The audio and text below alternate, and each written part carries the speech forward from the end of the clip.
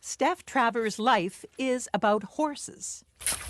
When she's not riding or training her own animals, she's working as a farrier for about 24 regular clients, doing hoof care and putting shoes on about 50 horses. It's a career she started almost 30 years ago, when very few women took on the physically grueling job. So most of what I do is hot shoeing. So this is a forge.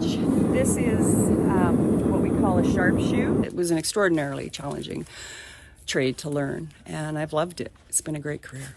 But Travers' latest accomplishment as the cover artist on the January issue of Western Horseman magazine will allow her to share her love for livestock with a much wider audience. This oil-on-canvas painting of a buckskin gelding is called As the Day is Long, and it's the first thing over 500,000 readers will see when they flip through the 90th anniversary edition of the magazine. Travers has spent 26 years around horses as a rider, trainer, and farrier. It wasn't until an accident with a horse left her beaten and bruised that she realized there were gentler ways to embrace her equine love affair. I was at a fairly isolated ranch shoeing, and a horse that I knew stepped all over me, half crushed my face in, ripped up my body. And, you know, it's funny, when I got out from underneath that horse, I was thinking, I think this might be a sign that I might need to maybe do something a little less hazardous, and paintbrushes haven't turned on me yet. And that's when her hobby galloped to the starting gate. Now she primarily paints horses and bulls, art appreciated most by ranchers and cowboys.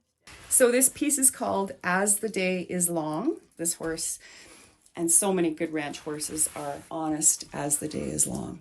And to me, it just captured, you know, just that solid, dependable, hardworking horse that also is cherished and wears, you know, the amazing silver and the beautiful bridle.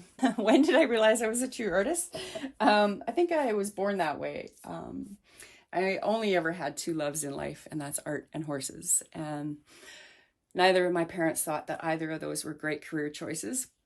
It's probably fair, but I've been a successful farrier, and I'm determined to be a successful artist, that this carries me until I don't want to be alive anymore. The 90th anniversary edition of Western Horseman magazine is online and on newsstands now. Shelley Joyce, CBC News, Kamloops.